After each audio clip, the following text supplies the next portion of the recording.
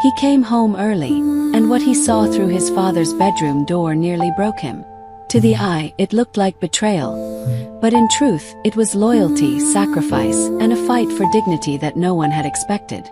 This is a story about love, pride, and the strength it takes to hold someone up when the world sees only weakness. Welcome to Folktales Hub. While you are here, please hit the subscribe button and comment where you're watching from. John Miller was not the kind of man anyone imagined could be brought low. He had been the kind of father who walked into a room and made everyone stand straighter, the kind of man who built businesses out of nothing, who shook hands with mayors and governors, who carried the confidence of California's wide-open skies in his shoulders. His son Michael once thought his father was made of stone, steady and unshakable. But now things had changed. It had been 10 long months since the stroke. 10 months since John's proud legs had given way, leaving him sitting in a black wheelchair pushed into the corner of his bedroom.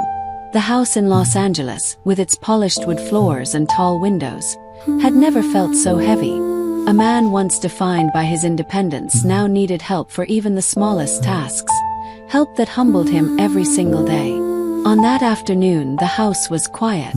The sun was dipping low, painting the sky with a golden glow, the kind California is famous for. Inside, the air felt still, heavy with the weight of things unsaid. That was when Emily, the housemaid, leaned forward by the bed. She was not a big woman, not strong in the way people often measure strength. She wore the same black uniform she always did, her hair tied back neatly. But in her arms and in her heart, she carried something bigger than muscles. She carried determination. "Easy, Mr. Miller," she whispered, her voice calm even as her body strained. "Slow steps now." John clung to her shoulder, his once strong hands trembling. Sweat beaded on his forehead, sliding down his temple. His thin legs shook like fragile sticks, barely able to hold his weight. He leaned against her, his head bent, his breathing ragged.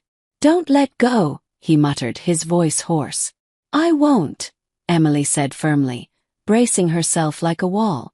Her arms ached, her back screamed, but she didn't move. To anyone walking by, it might have looked strange. A young woman bent forward, an old man clinging desperately to her, their bodies trembling together. To someone unprepared, it might have looked wrong. But the truth was far from scandal. It was about survival. It was about dignity. John tried to laugh, but it came out bitter, broken. "I never thought I'd end up like this. Hanging on to someone half my size just to stand." Emily pressed her heels into the floor, holding him steady. "You're not just an old man," she told him gently. "You're a fighter. You're fighting to stand again, and that matters." His eyes flickered with pain. "You don't know what it feels like," he said. "To go from walking into meetings with the world in your pocket, to needing help just to use the toilet, to be strapped into that chair." His voice cracked. "To have my own son look away from me." Emily swallowed hard, her arms trembling but unyielding. "I do know what it feels like to lose dignity," she whispered. "Not in the same way, but I've carried things no child should carry. I grew up holding more weight than I should have. Maybe that's why I can hold you now." For a moment, John's face softened. His chest rose and fell, his breathing uneven. "I hate that Michael sees me like this," he confessed. "Once he looked at me like I was iron. Now he can't even look me in the eyes." "Then let me help you stand when he's not around," Emily said, blinking back tears. "So you'll remember who you are before he walks through that door." John grunted, his legs wobbling. Emily's back nearly broke under his weight, but she refused to let go. "Breathe with me," she urged him. "In and out. Nice and slow." His breath sounded like gravel, harsh and uneven. "If I fall." "You won't," Emily cut him off. "Because I'm not letting go." He swallowed, his voice shaking. "Why do you care so much, Emily?"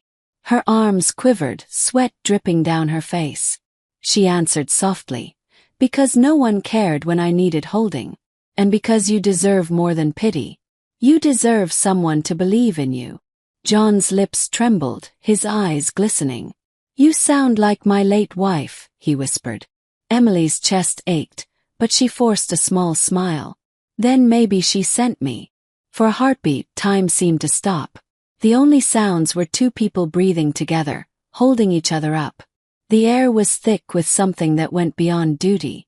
It was loyalty. It was sacrifice. But then John's knees buckled without warning. His whole body lurched forward, dragging Emily with him. Mr. Miller, she gasped, nails digging into the bedspread as she tried to steady them both. Her back felt like it would snap in two, but she refused to let him fall. Don't drop me, child, he begged, desperation raw in his voice. I won't, Emily panted, straining with everything she had. I promised I wouldn't. And so they froze like that. An old man bent over, his weight crushing down, a young woman straining like a bridge about to collapse. John's face was red with shame. His breath was hot against her neck as he whispered, This isn't how my son should see me. Emily shut her eyes, every muscle burning. Then he won't, she promised. We'll finish this, just you and me. But fate had other plans. The bedroom door creaked open. Heavy footsteps crossed the polished floor. A tall shadow stretched across the bed. Dad! The voice was deep, steady, but tinged with alarm. Emily froze. She didn't need to turn her head. She knew who it was. Michael Miller stood in the doorway, dressed in a brown suit. His tie still tight from the day's business. His sharp eyes swept the scene. The maid bent forward, his father clinging desperately to her. To him, unprepared, it looked like something else entirely. Emily's arms shook violently, her body on the edge of collapse. Just a little more, Mr. Miller, she whispered through clenched teeth. The chair's right here. We can do this. John groaned, his voice trembling.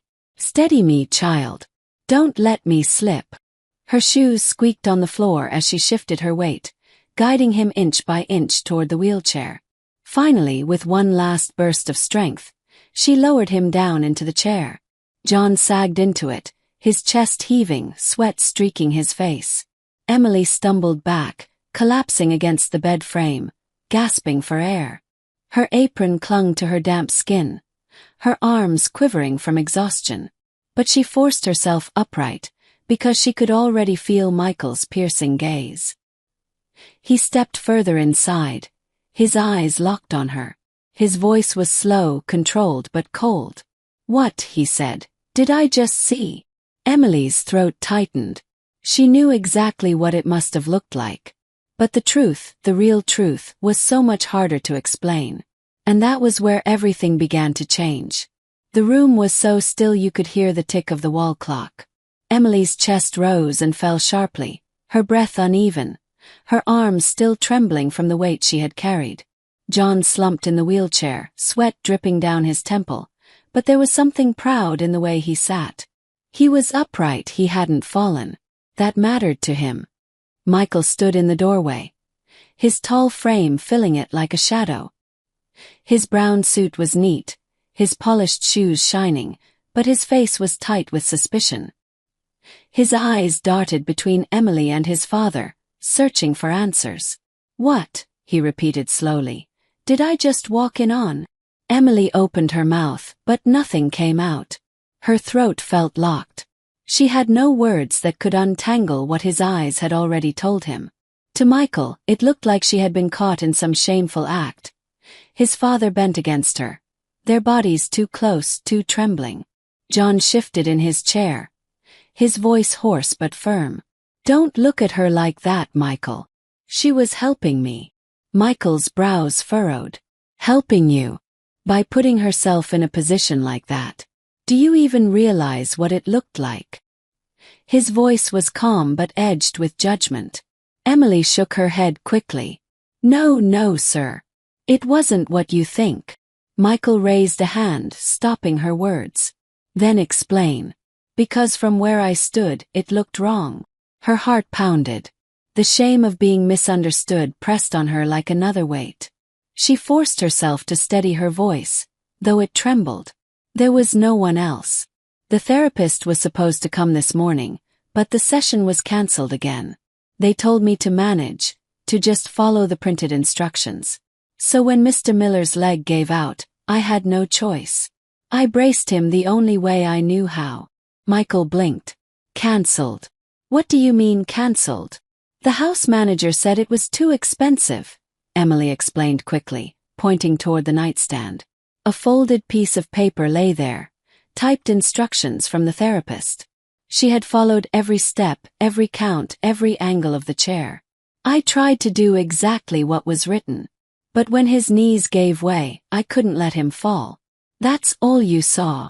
Michael crossed the room and snatched up the paper.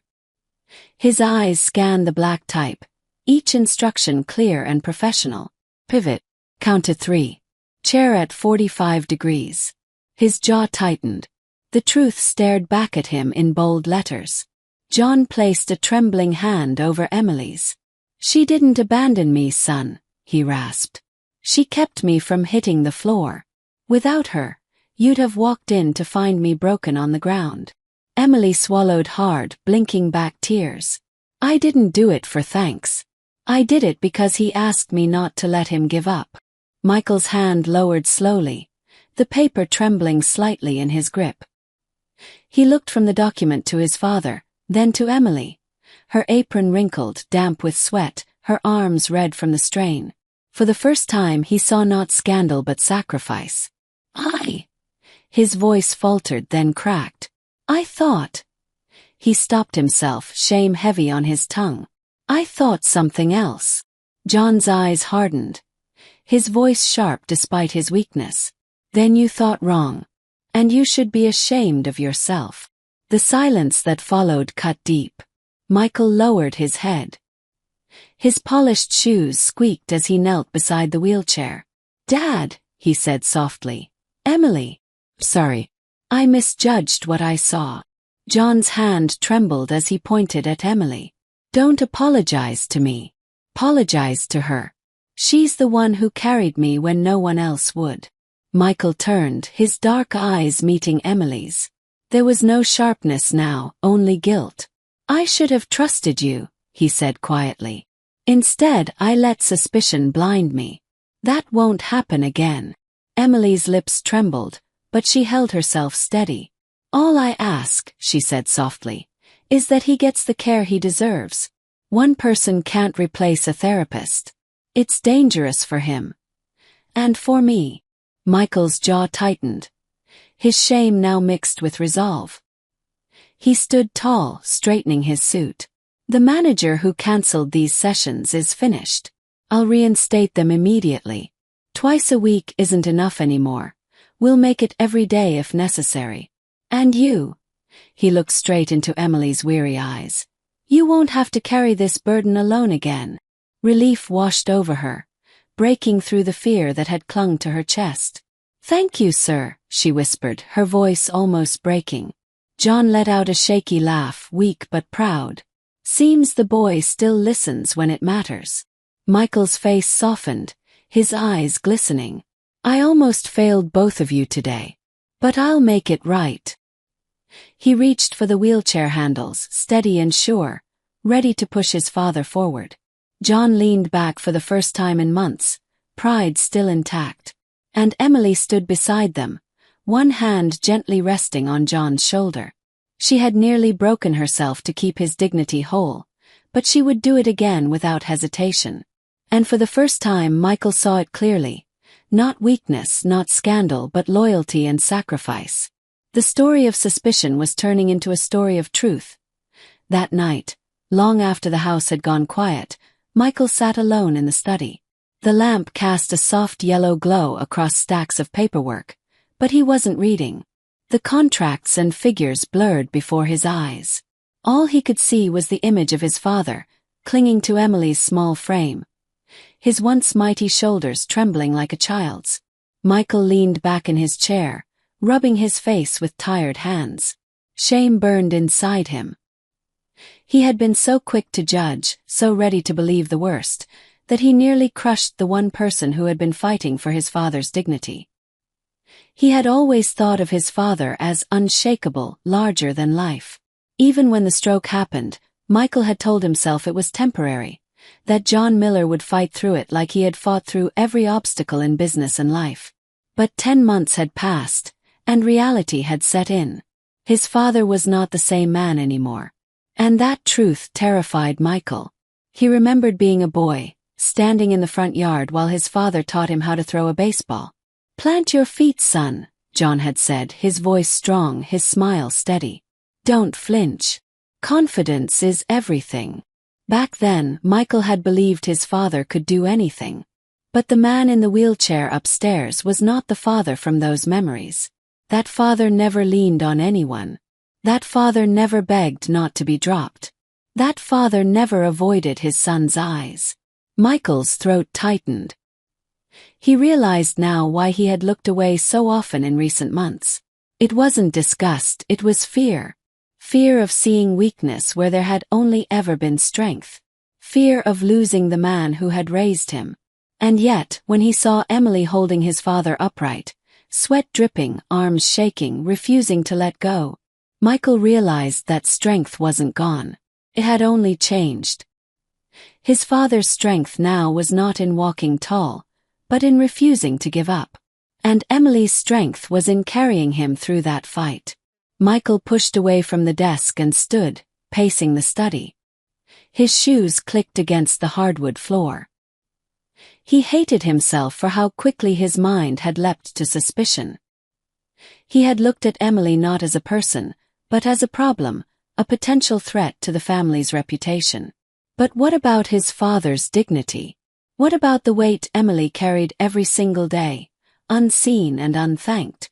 Michael stopped at the window, staring out at the California night. The city lights twinkled in the distance, endless and bright. But he felt small in front of them, a man who had let pride in appearances blind him to what truly mattered. Meanwhile, upstairs, Emily sat on the edge of her small bed in the servants' quarters. Her body ached from the day's strain, her arms heavy as lead. But her mind was restless. She thought of John's words, how he hated his son seeing him like this, how he missed being the man of iron. She thought of her own past, of carrying burdens too heavy for a child, and how those years had prepared her for this moment. She had promised herself long ago that she would never let anyone feel as helpless as she once had. That was why she refused to let go of John, no matter how heavy he became. But she also knew she couldn't do it alone. Today had proved that. If Michael hadn't walked in, if she had lost her grip, John could have fallen and broken more than his dignity. He could have broken bones, maybe even worse. The thought made her shiver. She closed her eyes and whispered into the silence, "Please, God, give him back his strength, or give me the strength to keep holding on." Back downstairs, Michael sank back into his chair, the weight of responsibility pressing on him. He realized something he had never admitted before. He was scared of becoming his father's caretaker. Business deals and contracts he could handle, money he could earn. But holding his father's trembling body, catching him when he fell, that was something he had never trained for. Emily had. Not by choice but by life itself. She had learned resilience the hard way. Michael swallowed hard. For the first time, he wondered if his father had chosen Emily not just as a maid, but as someone who reminded him of his late wife's strength. Maybe that was why John had trusted her so deeply, leaned on her when no one else was watching. The night passed slowly. Neither Emily nor Michael slept well. And when the morning sun rose over California's golden hills, both carried the same thought in their hearts. Things could not go on the same way. At breakfast, the air was heavy. John sat in his wheelchair at the end of the long dining table, his face pale but determined. Michael sat beside him, silent, his coffee untouched. Emily moved quietly, serving plates, but her eyes never lifted from the table. Finally, John broke the silence. His voice was rough but steady. "Son, yesterday you saw me at my weakest." Michael swallowed hard, his eyes fixed on his father. "Yes, Dad." John's hand trembled as he reached for his napkin. "And you looked at me like I was broken." Michael's chest tightened. "I was wrong." John's gaze sharpened, even through his frailty. "Do you know what it feels like?" To have your own son look at you and see shame instead of fight. Michael's eyes stung. I wasn't ashamed of you, Dad. I was scared. I didn't want to believe what I saw. The old man's shoulders slumped. I don't need pity, Michael. I don't need you to hide from the truth.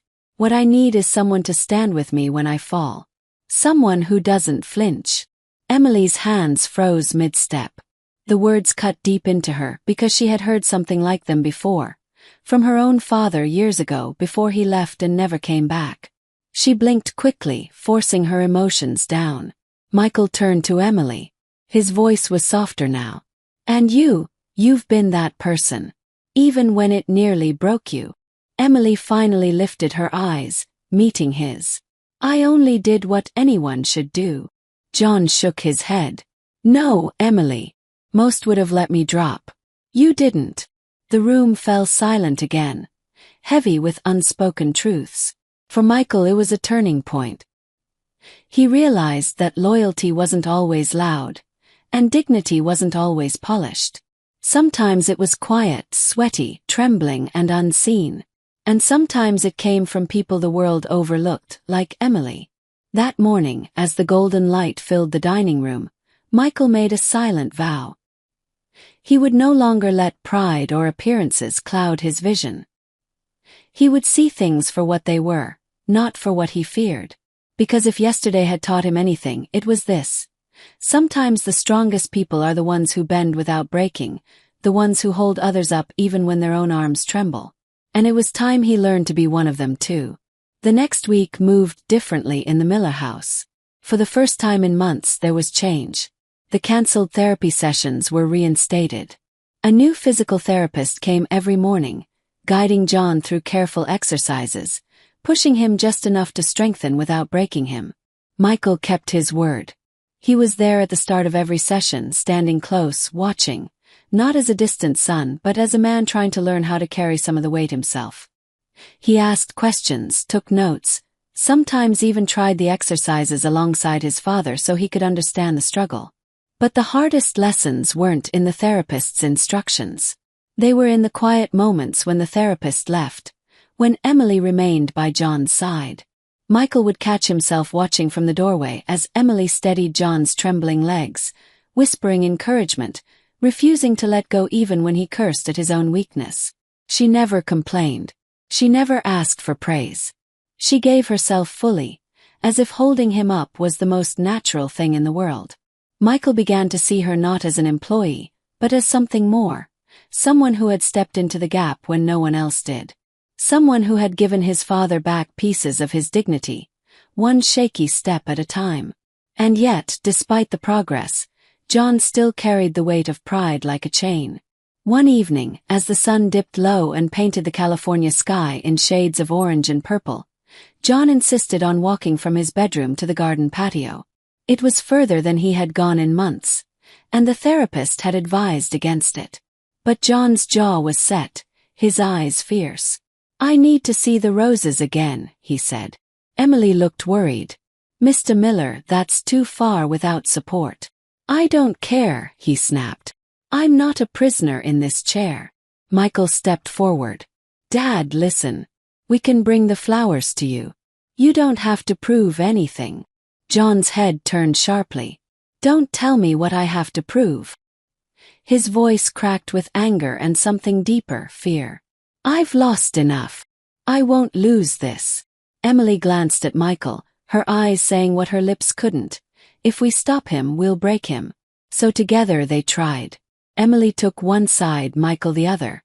John gripped both of them, his body shaking as he planted one foot forward, then another. The polished floors of the hallway seemed endless, the distance to the patio door stretching like a mile. Breathe with me, Dad, Michael said softly. One step at a time. John grunted, sweat pouring down his face.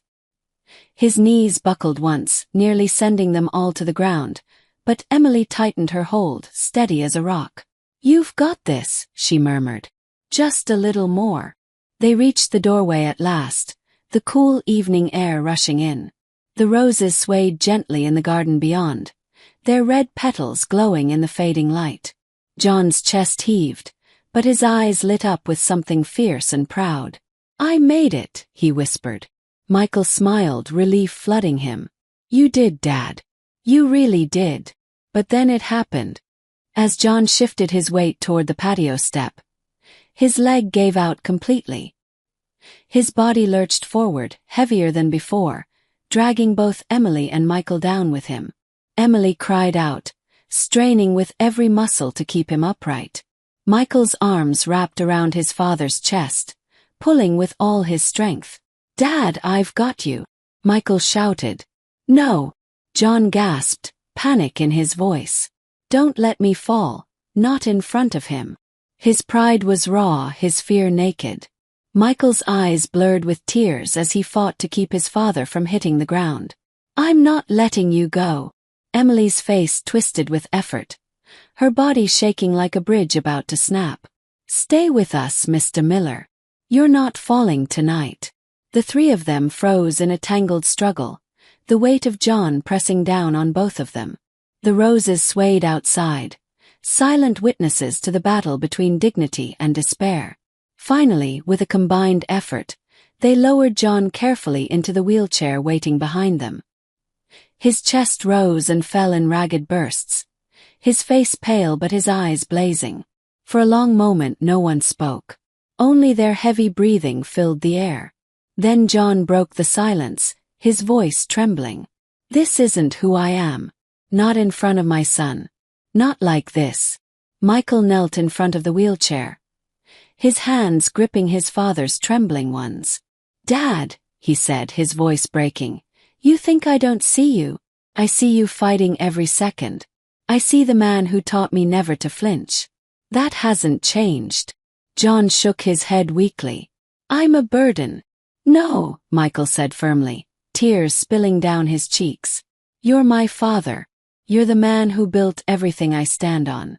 And now it's my turn to hold you up. That's not shame, that's love." Emily stood silently beside them, her eyes shining. She had heard many words in that house, but none struck as deep as those. For the first time, Michael wasn't hiding from his father's weakness. He was meeting it head-on, carrying it with him. John's lips trembled. His eyes, misted with tears, turned to Emily. "And you, why do you give so much?" Emily's throat tightened. "Because I know what it feels like to fall with no one there to catch you. I promised myself I'd never let anyone go through that if I could help it. Not even if it broke me." The garden fell quiet again, the weight of truth heavy in the evening air. For John it was a breaking point, not of his body but of his pride. He realized in that moment that dignity wasn't about standing alone. It was about letting others stand with you. And for Michael it was a turning point. He had stepped into the struggle, felt the weight for himself, and discovered strength he didn't know he had. That night, as Emily tucked a blanket around John's shoulders and Michael wheeled him back inside, the house no longer felt like a place of shame.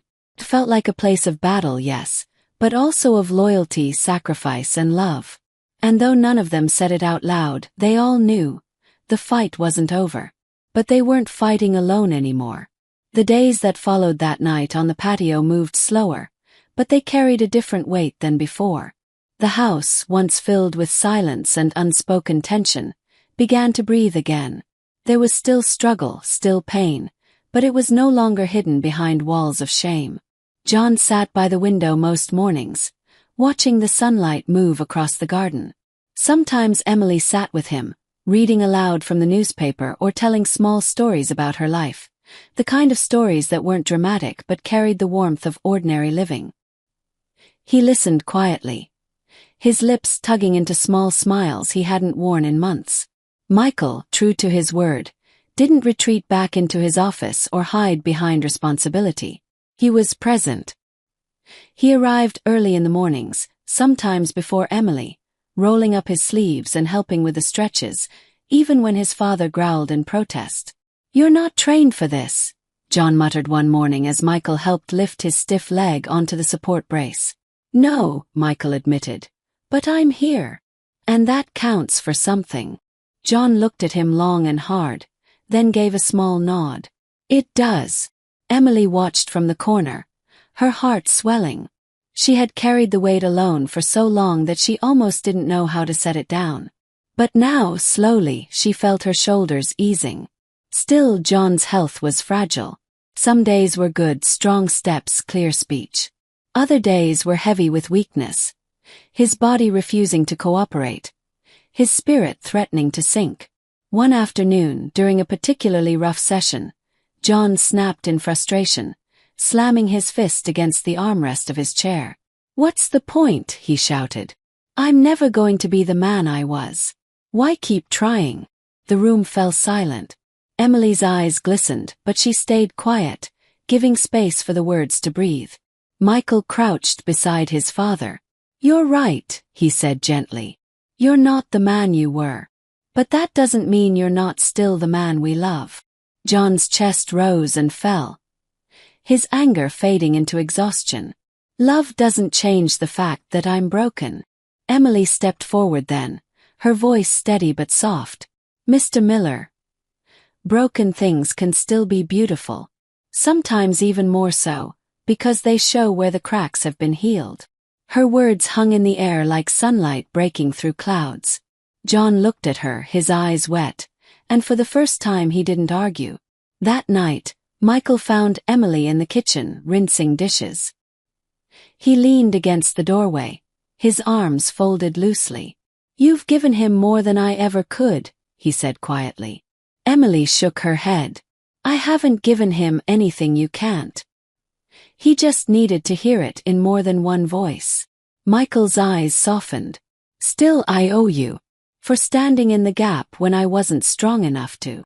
She smiled faintly. "It was never about owing. It was about doing what needed to be done." The house grew lighter after that. Not because John was healed completely. His body still carried its scars, but because he had stopped fighting against the hands that held him. He allowed Emily's support without shame. He leaned on Michael without resentment. And slowly, that allowed him to stand taller in the ways that mattered most. Weeks later, on a Sunday afternoon, John asked to be taken outside again. This time there was no stubbornness in his tone, only a quiet hope.